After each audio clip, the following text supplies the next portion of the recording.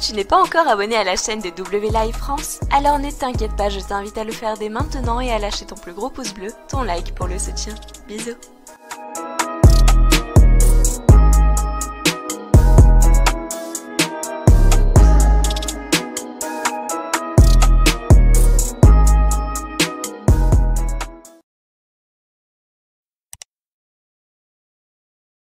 Pour ceux qui me suivent depuis l'ancien temps, maintenant, si je peux dire ça comme ça, l'ancien temps, c'est un bien grand mot parce que ça fait pendant plus de 10 ans, tu vois. Mais pour ceux qui me suivent depuis les débuts de la chaîne, donc c'est-à-dire juin 2017, là où j'ai commencé à faire mes reviews, à faire mes vidéos, à bosser tout ça, il y avait une superstar à la WWE que vous connaissez sans doute tous actuellement qui s'appelle Roman Reigns. Tu vois, Roman Reigns qui est toujours à la WWE actuellement. Il est du côté de la division de SmackDown actuellement, du côté du roster de SmackDown, même si je peux dire. Et Roman Reigns, je peux dire ce que je veux, mais ça s'est bien calmé.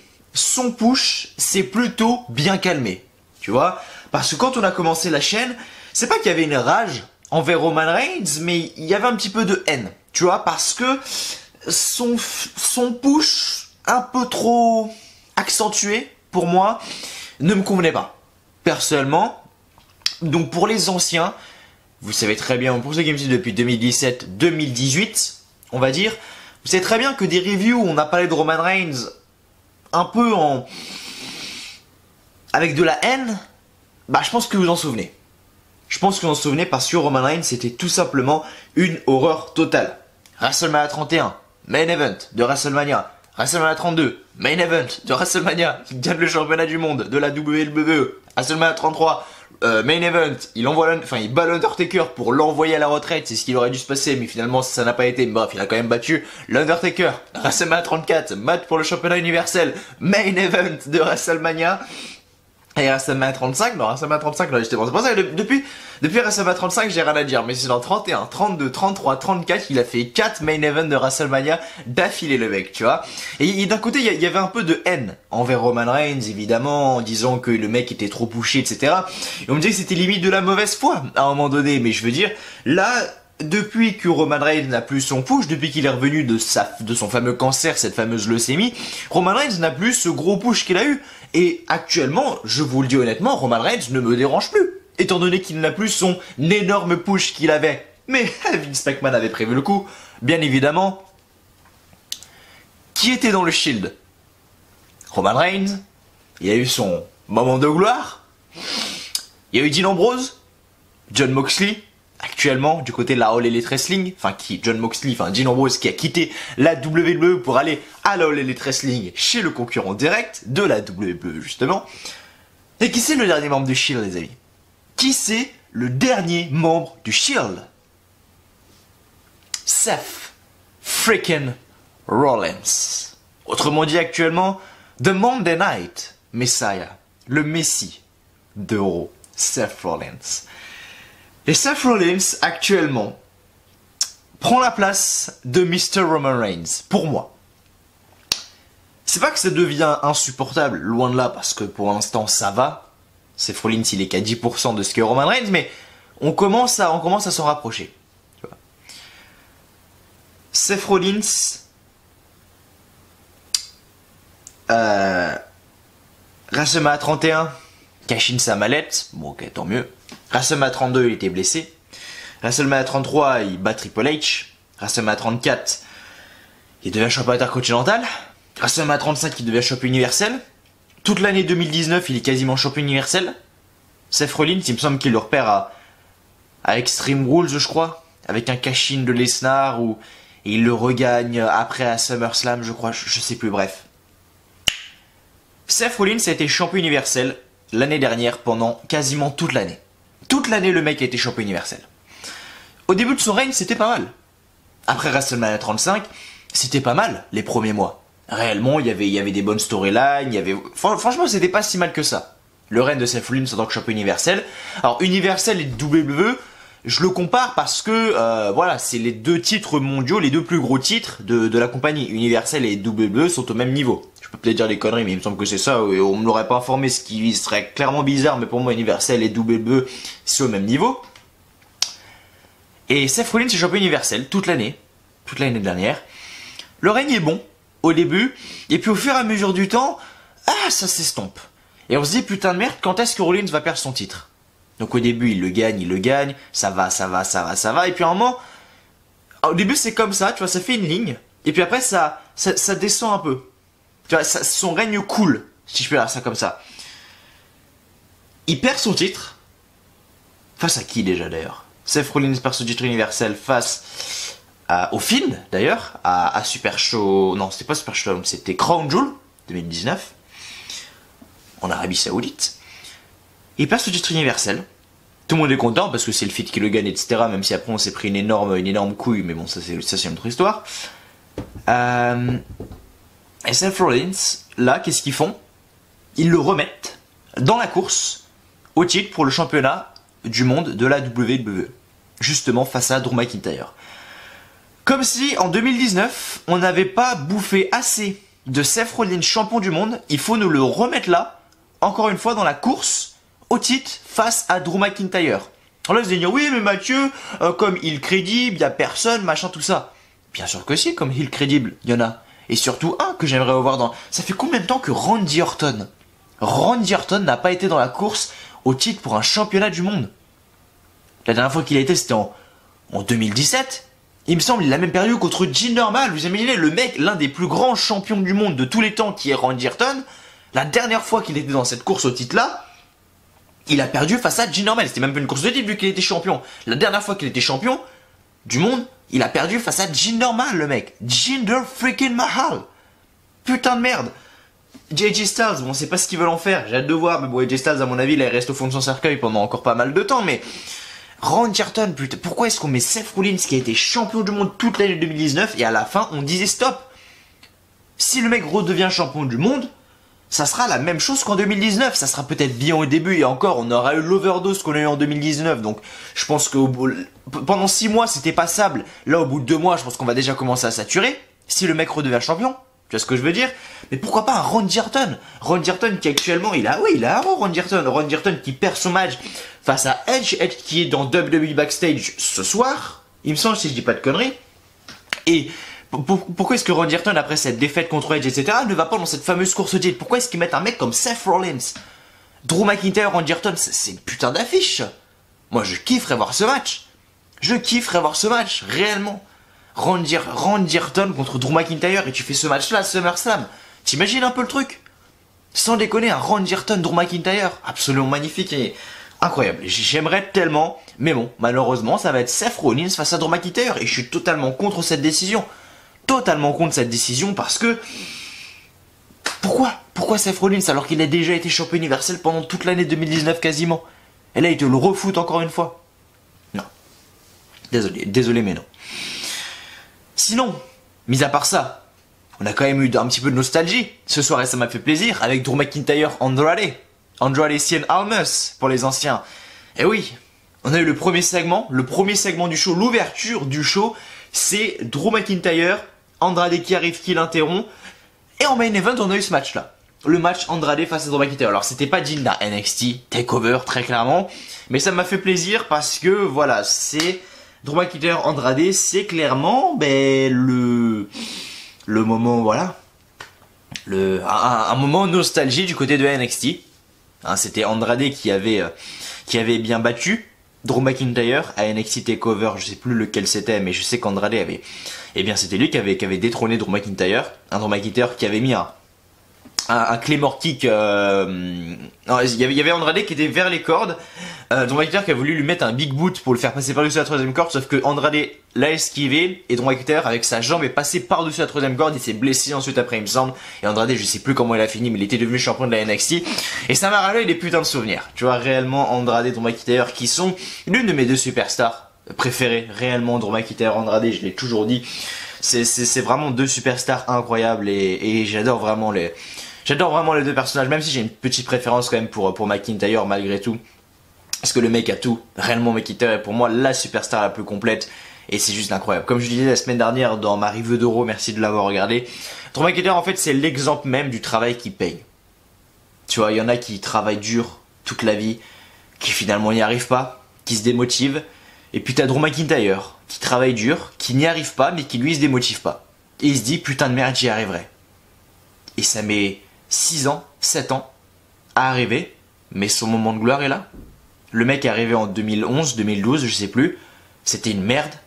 Je veux dire, il y a un moment où il était champion intercontinental, mais voilà, sans plus, c'était une putain de merde. Il était avec les TMB en train de faire de la guitare ridicule, machin, tout ça.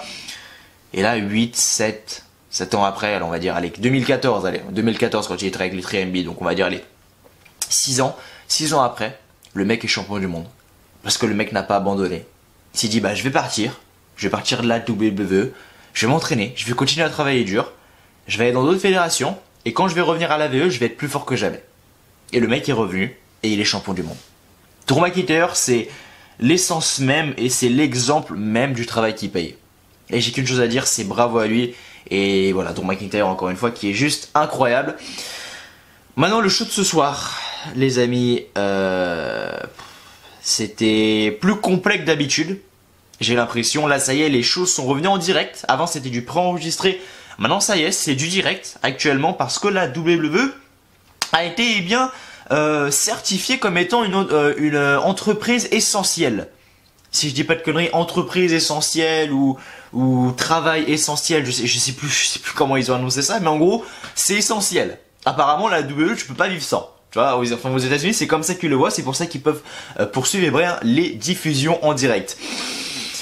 Donc voilà, bon ok, tant mieux, d'un côté. Donc je peux vous dire que la pause qu'on était censé avoir et censé prévoir, je peux vous dire qu'elle nous passe sous le nez. Ah, très clairement, on n'aura jamais de pause, ça c'est sûr les potes. Mais là actuellement, ils continuent de nous promouvoir Money in the Bank. Donc on va avoir Money in the Bank et au Performance Center Money in the Bank. Money in the Bank au Performance Center. Bref, je préfère rien dire. J'en parlerai dans la vidéo politique parce que malgré tout, c'est le 10 mai. Donc c'est dans 1, 2, 3, c'est dans 3-4 semaines le show. Donc ok. Donc voilà, donc il continue de promouvoir Money in the Bank en faisant les qualifications, enfin bref les conneries comme on a l'habitude chaque année quoi. Honnêtement je m'en fous de qui sera dedans réellement. Après c'est toujours assez intéressant de voir qui va gagner la mallette, etc. C'est vrai, j'avoue. Mais bon d'un côté, j'attends juste de voir. Parce que là on est clairement loin, c'est encore flou, t'as des matchs par-ci par-là. C'est MVP d'ailleurs qui les annonce, les matchs, je sais même pas pourquoi MVP les annonce, mais c'est lui qui les annonce, les matchs, carrément. Et c'est un mélange, c'est flou, donc on verra une fois qu'il y aura les mecs posés sur la carte et on verra la gueule des participants là.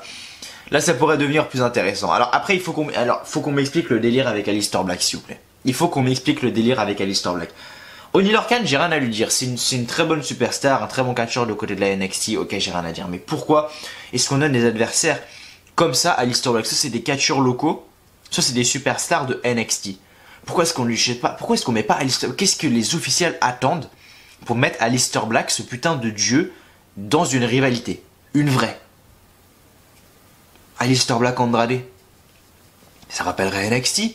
Pourquoi est-ce qu'il pas ça en place pour le championnat des États-Unis par exemple? Plutôt qu'on ait ce nouveau clan là, ce nouveau trio entre Austin Theory, Angel Garza, ok. Austin Theory, qu'est-ce que le mec fout avec Angel Garza et Andrade? Il a rien de tout ça. Le mec, Austin Theory, c'est moi. C'est comme si moi, j'étais dans... Bon, après, bien évidemment, on peut s'intégrer à un clan, tu vois ce que je veux dire. Mais dans une entreprise comme la WWE, non, très clairement pas. Mais c'est comme si c'était moi, avec 2 latinos, 2 brésiliens, mexicains, tout le bordel. Y a pas de ressemblance. Donc qu'est-ce que Austin Theory fout là? Sans déconner. Bref. Après, bien évidemment, ce que je veux dire, c'est que ça n'a rien à voir. Hein. Je peux très bien, moi, traîner avec tout le monde. D'ailleurs, tout le monde d'ailleurs. Mais ce que je veux dire par là, c'est que dans une entreprise comme la WWE, non, clairement pas. Tu vois. Et enfin, moi, ça me dérange personnellement. Après, c'est mon avis personnel, mais voilà. Ça, pourquoi pas? Ouais, Aleister Black, pourquoi? Je sais pas. On a eu Becky Lynch après, il n'y a rien d'intéressant. Alors on a eu Shayna Baszler qui a failli tuer Sarah Logan. Sarah Logan était en pleurs, en plein milieu du ring parce que Shayna Baszler a mis un coup de pied sur le poignet de Sarah Logan. Elle a limite pété le poignet, pété le bras, je sais pas trop. Mais en tout cas, Shayna Baszler a toujours montré comme étant une destructrice, ça c'est sûr.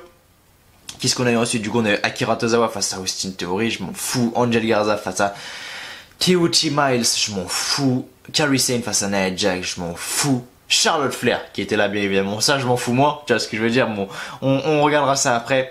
On a eu Bobby Lashley face à Noé Rossé, je m'en fous, même s'il commence à avoir des tensions entre Bobby Lashley, Lana, tout le bordel, bref. On a les Viking Raiders face à Ricochet contre Cedric Alexander, je m'en fous. Et enfin on a eu Andrade contre Drew McIntyre, je m'en fous. Non je rigole, pas vrai, ça je m'en fous pas par contre. Mais c'était pas digne d'un match de NXT, bon fallait s'y attendre, hein. C'est un match de main roster, hein, on va dire. Mais sinon voilà, c'était pas déplaisant, le show n'était pas bon, vraiment. Voilà, de toute façon tous les shows Performance Center, à part le SmackDown de la semaine dernière qui était pas si mauvais que ça, en réalité il était pas si mauvais que ça. Mais je suis déjà depuis que les shows sont Performance Center, ça a pas d'âme, on voit l'importance de la foule, réellement, et quand ça va redevenir dans une nouvelle arène, je pense que ça va être très, je pense que ça va être très spécial. Je pense que ça va être, wow, on va dire putain et enfant du public, tu vois. Mais bon, on n'est pas, aux États-Unis, c'est pas prêt d'y avoir, parce que en France, autant ça y est, le déconfinement commence à arriver. Hein, si vous avez écouté le discours du président de la République hier, monsieur Emmanuel Macron, le déconfinement entre guillemets, surtout pour les écoles, etc. Selon comment avance la pandémie ou la maladie, ce que vous voulez. Eh bien le 11 mai, les crèches, les écoles, les collèges, les lycées vont se réouvrir. Alors il faut qu'on m'explique. On interdit les rassemblements de 1000 personnes. Normalement c'était 5000. Après on interdit les rassemblements de 1000 personnes. Après on interdit les rassemblements de plus de 100 personnes. Mais on réouvre les collèges et les lycées. Et les enfants surtout. Enfin les trucs pour les crèches, les enfants. Dans un lycée, quand tu vas dans un grand lycée, t'es plus de 500, t'es plus de 1000, enfin c'est normal. Je veux dire, pour qu'on ait un confinement comme ça et pour que tout le monde, tous les collégiens, lycéens, moi je parle pas pour moi parce que je suis ni au collège ni au lycée, mais tous les lycéens qui vont aller en cours et qui vont rechoper le virus, qui vont leur filer, machin, tout ça, on va se retaper encore un confinement pendant 2 mois à cause de ces conneries. Bref, je sais pas. Mais en tout cas, on verra bien. Bon, en tout cas, le 11 mai s'annonce une date importante. Mais en tout cas, on a encore un bon mois de confinement, les amis. Je sais qu'il y en a qui ont du mal à le vivre. Il y en a certains qui m'envoient des messages sur les réseaux sociaux ou quoi. Et qui me disent que bah voilà, c'est très compliqué pour eux. Le confinement, etc. Qu'ils ont du mal à le vivre. Ça dépend du caractère de chacun. En réalité, si vous le vivez mal, je sais pas quoi vous dire. À part faire des choses qui vous plaisent. Et réellement... pas faire les... Si vous ennuyez, si vous êtes démoralisé à ce que vous faites de vos journées là actuellement, essayez de faire des choses qui changent. Je sais pas, j'ai pas d'idée, mais essayez de faire des choses qui changent, des choses qui peuvent vous changer les idées. Même si c'est pas facile de faire des choses chez soi. Moi j'ai la chance d'avoir la chaîne YouTube pour m'occuper de ça. Pour m'occuper pour m'occuper parce que la chaîne YouTube me prend énormément de temps. Donc moi personnellement le confinement, mais je le vis pas mal du tout. Réellement. Bon, honnêtement, tu peux m'enfermer 365 jours par an. Même pas peur, tu vois. Non, je rigole, mais... Voilà, c'est sûr que c'est compliqué, mais il faut faire avec, les amis. Et dites-vous que dans 1 mois, surtout les collégiens, lycéens, etc., vous allez pouvoir ressortir, les amis. Donc, tant mieux. La reprise du travail également va réavoir lieu. Pas au niveau des restaurants, etc., mais la reprise du travail va reprendre également. Donc je vais voir ce que ça va donner, mais je trouve ça complètement débile d'avoir fait un confinement, d'avoir interdit les rassemblements de plus de 5000, de plus de 1000, de plus de 100 personnes à un moment donné, pour qu'au final, là, dans 1 mois, déjà dans 1 mois, tout le monde aille au lycée, quoi. Au lycée, au collège, et tout le monde rechoppe je sais pas, le virus, bref. N'hésitez pas à me dire dans les commentaires si vous avez un peu plus d'informations, et que vous y connaissez un peu plus. Bref, en tout cas les amis, merci de me rejoindre sur cette review d'Euro aujourd'hui en ce 14 avril, dans combien de temps? En comptant aujourd'hui, dans 1, 2, 3, 4, 5, 6, 7, allez 8 on va dire, non allez 7. En comptant aujourd'hui, dans 7 jours, c'est mon anniversaire, 21 avril, majorité. La majorité je vais la fêter en confinement. Putain, dégoûté quoi. Donc là on est quel jour? C'est mardi prochain, le 21 avril, donc mardi... Ah bah j'aurai ma review d'ailleurs, il y aura ma review d'ailleurs mardi prochain. Et du coup bah je ferai ma review et j'espère que vous nous souhaiterez un bon anniversaire. Les amis, on fera mon anniversaire en review, tu vois. Bref, ça va être assez marrant. Mais bref les amis, merci à vous de me rejoindre sur cette review d'Euro. J'espère qu'elle vous plaît. Si vous aimez ce que vous voyez, n'hésitez pas à mettre un petit like, un petit pouce bleu, qui fait toujours extrêmement plaisir de vous abonner également à la chaîne W Live France si vous ne l'avez toujours pas fait. Oh putain. Si vous l'avez toujours pas fait, on se retrouve tout de suite pour les résultats du show. C'est parti, let's go. Et moi, si je dois poser une seule question, en réalité, envers ce show, c'est pourquoi. Pourquoi? Ce serait pourquoi pour interrogation. Pourquoi est-ce qu'on met Seth Rollins encore une fois face à Drew McIntyre? Bref, j'en sais rien. Bref, les résultats d'Euro. Du 13 avril 2020, le show était comme d'habitude en direct de Orlando, au Performance Center. Les commentateurs étaient Tom Phillips, Baron Saxton et Jerry Lawler. Et le show commence avec le champion du monde, donc de la WWE, Drew McIntyre. Il prend le micro. Drew McIntyre s'adresse à la caméra et nous remercie de le laisser animer nos soirées. C'est un honneur pour lui et toutes les superstars de la WWE. Il remercie aussi les gens pour tout le soutien qu'il reçoit. C'est un rêve d'être champion, c'est irréel. Encore plus irréel d'avoir battu les Lesnar en à peine 5 minutes. Mais à peine avoir dit ça, Drew McIntyre se fait directement couper par la musique de Andrade. Et Andrade arrive sur la scène avec la magnifique Zelina Vega. Zelina Vega dit qu'elle doit l'arrêter et lui présenter le vrai champion d'Euro, le champion des États-Unis, Andrade. Drew McIntyre dit qu'il connaît bien Andrade. Si Andrade veut un match champion contre champion, il l'aura ce soir. Andrade dit qu'il a pris le titre de Drew McIntyre la dernière fois et il l'a envoyé sur la touche. Ce soir ne sera pas différent. Et là justement, Andrade a fait référence au match à NXT TakeOver entre les deux hommes. Ensuite du coup, premier match de cette soirée, donc c'était pour les qualifications au Money in the Bank ladder match, donc là c'est pour les femmes. Du coup on a eu Asuka face à Ruby Riott, c'est Asuka qui a fait son Asuka Lock pour battre Ruby Riott, donc victoire d'Asuka par soumission. Ensuite on a retrouvé MVP en coulisses, on a retrouvé donc MVP dans son VIP Lounge. Donc MVP dit que ce soir il nous annonce un VIP Lounge spécial sous le thème Breaking News. Lundi prochain à Raw, on aura 3 combats de qualification pour le Money in the Bank ladder match masculin. Nous aurons donc Rey Mysterio contre Murphy. Intéressant de voir ça. Aleister Black contre Austin Theory. Intéressant de voir ça également. Et Apollo Crews face à MVP. Alors mes pronostics, je mettrai Rey Mysterio, Aleister Black et MVP. Je vois très mal Apollo Crews gagner. Putain, ça serait triste quand même. Donc 3 combats qui auront lieu. Pour la première fois de l'histoire, MVP dit que si on doit en faire un pari, c'est sur lui. Ça oui, je pense. Je dis ça m'étonne. En fait, je sais pas. Je sais pas si MVP veulent le booker vraiment comme un nul et une merde et qu'ils veulent mettre Apollo Crews dans le match. Honnêtement, je sais pas. MVP, c'est un peu compliqué à pronostiquer. Ce truc-là, ça a l'air le plus simple parce qu'Apollo Crews est un putain de jobber, mais je sais pas. À voir. Ensuite, on a eu Aleister Black face à Oney Lorcan. Comme je l'ai dit tout à l'heure, Aleister Black qui gagne ce match. À la fin du combat, Aleister Black est frustré par une chop de Oney Lorcan et lui porte un coup de pied. Et Aleister Black enchaîne avec son Black Mass pour le compte de 3. Donc Aleister Black qui gagne ce match.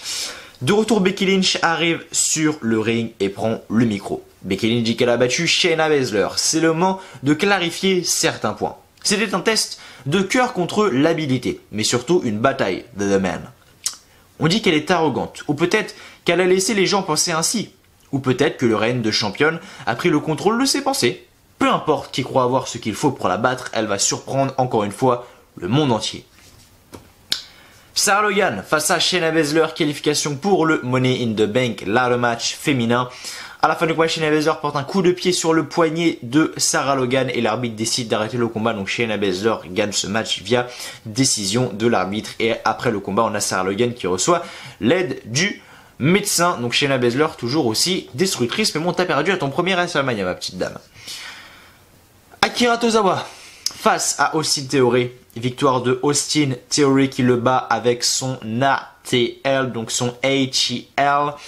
Donc Austin Theory qui gagne ce match et après le combat, Andrade et Angel Garza rejoignent Austin Theory sur le ring et le trio attaque Tozawa sur le ring et Andrade lui fait un DDT du coin. Donc voilà, le nouveau trio Andrade, Austin Theory et Angel Garza. Ensuite on a eu donc Angel Garza face à Teoti Miles, donc un catcheur de NXT. Angel Garza a gagné ce match avec son Wing Clapper pour le compte de 3. Donc Angel Garza qui gagne ce match. Ensuite, même scénario encore une fois. On a encore le trio qui arrive et qui attaque justement Teoti Miles. Et c'est donc Andrade qui finit avec un DDT du coin. Kairi Sane face à Nia Jax, qualification pour le Money in the Bank ladder match féminin. Encore une fois, c'est Nia Jax qui gagne ce match face à Kairi Sane. Donc Nia Jax fait son Samoan Drop pour gagner ce match. Ensuite, on a la championne féminine de la NXT, la nouvelle championne féminine de la NXT, donc Charlotte Flair, qui arrive sur le ring. Je dis que ce soir, c'est le moment d'une leçon d'histoire avec la reine. La reine a gagné le Royal Rumble match de 2020, lui donnant la chance de choisir la championne de son choix. On a vu la prochaine star, Rhea Ripley, lui lancer un challenge. Elle a obtenu l'intention de la reine. Ça prenait des couilles pour faire ça. Maintenant, elle est ici comme une 2 fois championne de NXT. Pas parce qu'elle a battu Becky ou encore Bayley pour 1 million de fois. Parce qu'elle a battu la prochaine star et ainsi laissé Charlotte Flair comme la plus grande. Vince McMahon savait qu'elle était la plus grande star. C'est pour cette raison qu'elle a été choisie pour sauver le main event de WrestleMania. Elle est ici pour gagner et apprendre des leçons. La première est que tout le monde se prosterne devant la reine. Wouh! Voilà cette petite promo de Charlotte Flair. Ensuite, on a eu Bobby Lashley face à Noé José. Alors, on avait Lana qui était toujours avec Bobby Lashley. Là, il commence à avoir des tensions entre les deux. À un moment, il y a Bobby Lashley en plein match qui rêve, qui sort du ring, qui dit bon Lana, à un moment ferme ta gueule. C'est clairement ce qu'il a dit. Il dit non, s'il te plaît, tais-toi à un moment donné, parce que Lana fait que de gueuler. Bon, Bobby Lashley gagne ce match. Ok, tant mieux, mais commence à avoir des tensions entre les deux, donc à voir ce que ça va donner. Bobby Lashley gagne ce match face à Noé José, comme j'ai dit. Voilà, je pense que ça choque personne, hein, très clairement, mais voilà. En tout cas, Bobby Lashley qui gagne ce match, tant mieux pour lui. On a eu ensuite les Viking Raiders, donc Ivar et Eric face à Ricochet et Cedric Alexander, donc les Viking Raiders qui gagnent ce match.